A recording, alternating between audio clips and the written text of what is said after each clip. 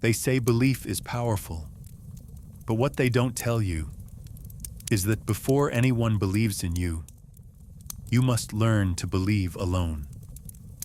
There's a moment, early in every dream, when you share your idea with someone you trust, and they look at you like you're naive, like you don't understand how the world really works. You smile politely, you nod, but something inside you breaks a little. That's how it starts. Not with applause, but with silence.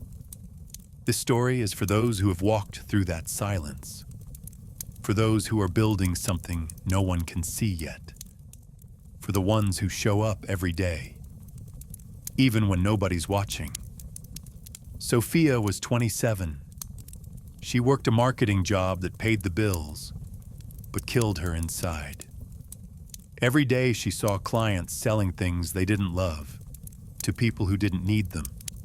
And every day she told herself, one day I'll build something meaningful.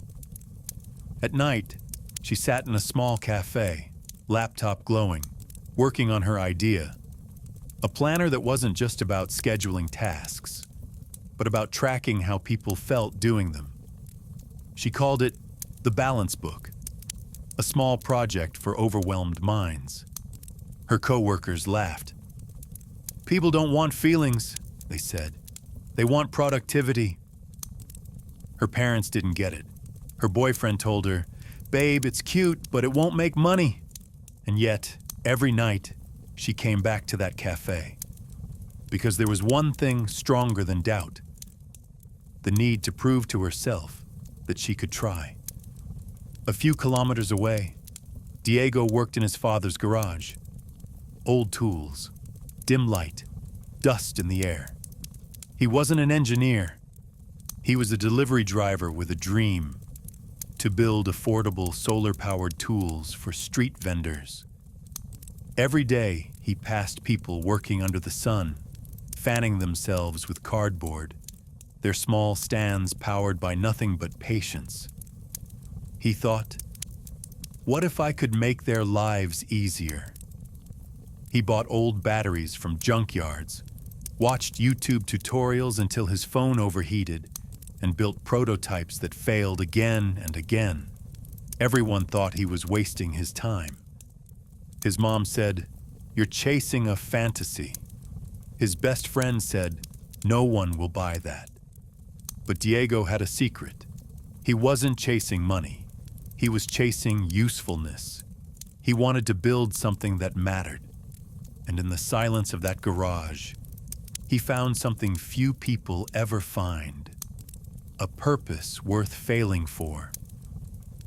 Malik was 23. He worked remote tech support during the day and coded at night. His dream was to build a platform where small creators could sell digital art easily, without paying high commissions to big sites. He called it Art Nest. He built the back end, designed the site, learned how to handle payments, databases, everything. But after 6 months, no users. After a year, still nothing. Friends said, "Why not get a real job in a big company?" His mom said, "You're too smart to waste your time."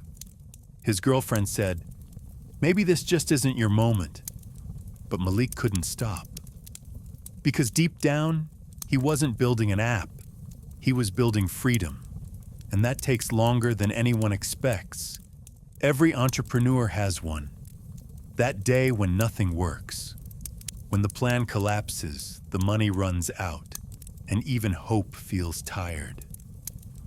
Sophia's cafe raised its prices. She couldn't afford to work there anymore. Her laptop battery died mid-design, and her card declined when she tried to replace it.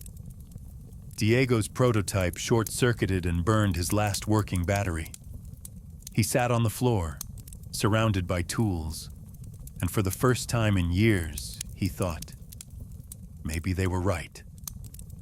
Malik launched a new feature. It crashed the entire site. He stayed up all night trying to fix it. And when he finally did, he checked the dashboard. 0 users. That night, they all had the same thought. Maybe this is it. Maybe it's time to quit.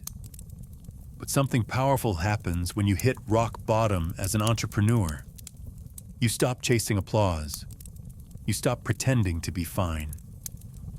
And for the first time, you work in silence for the right reasons.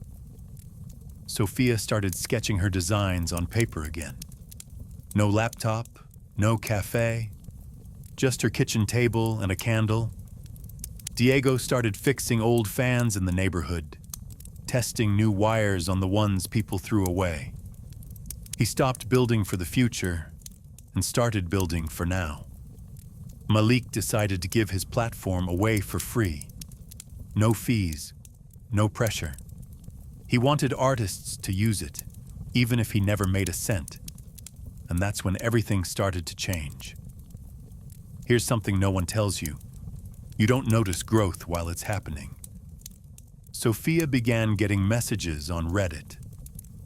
"Hey, your planner design looks interesting. Can I buy one?" Diego's repaired fans became popular. People started bringing him broken tools just to see if he could fix them. He began saving money again, small but steady. Malik's free model went viral among art students. In a week, his platform hit 3,000 users. None of them went viral overnight. None of them made it. But all three of them realized something life-changing.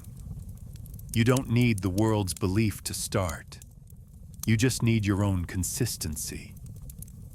There are 3 truths every builder eventually learns. 1, success is slower than you think. You can do everything right, and it'll still take time. 2, people don't doubt you because you're wrong. They doubt you because they can't see what you see. 3, belief isn't loud.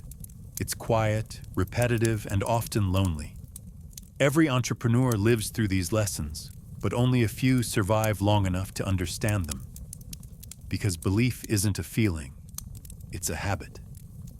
Months passed. Sophia launched her planner online. Her first week, 2 sales. Second week, 5. Third, 50. Diego built a small network of solar fans that powered fruit stands across his neighborhood. A local journalist wrote about it. Malik was invited to speak at a startup event, not because his platform was huge, but because people saw how consistent he'd been. For the first time, they each received the thing they'd been waiting for: validation. But it didn't feel like they expected, because by then, they didn't need it. They'd already learned to believe without it. Real success doesn't come with fireworks. It comes with mornings that look ordinary but feel different inside. It's when Sophia packs orders at 2 a.m. and smiles. When Diego replaces a battery that lasts twice as long. When Malik answers a user email with care. That's the secret. Belief isn't about being loud. It's about being faithful to your craft, to your rhythm, to the promise you made to yourself. Years later, people would tell their stories like legends. Did you hear about the girl who built a brand from a cafe? Or the guy who made solar fans for the streets? The coder who helped artists go independent? But they'll skip the important part. The silence, the doubt, the nights when they almost gave up. That's the part no one sees because belief doesn't look like progress. It looks like staying. If you're listening to this tonight, maybe you're in your own cafe, your own garage, your own quiet corner, wondering if anyone will ever care. Maybe you've heard no too many times. Maybe your friends stopped asking about your dream. Maybe you're starting to think they were right. They're not. You are not behind. You are not invisible. You're just in the middle of your story. The moment before it starts to make sense. The part where belief feels heavy. but it's building something inside you that money never could. Keep going. Keep creating. Keep the promise you made to yourself when no one was watching. Because one day, the world will ask how you did it, and you'll smile and say, "When no one believed in me, I did." Good night, dreamer. Tomorrow, your story continues.